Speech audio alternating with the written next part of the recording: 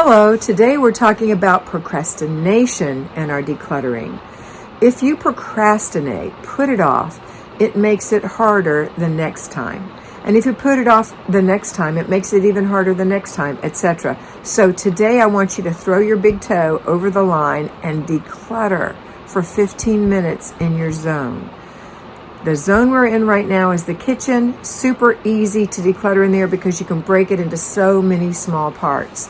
So start today, declutter, make it a habit, take away the procrastination, because if you procrastinate decluttering and you procrastinate on your clutter stops, you are going to have a clog of clutter that's going to make you miserable, steal your peace, steal your joy, and you tend to be a little cranky when there's clutter everywhere. So stop now and make the effort, just 15 minutes, not the whole thing.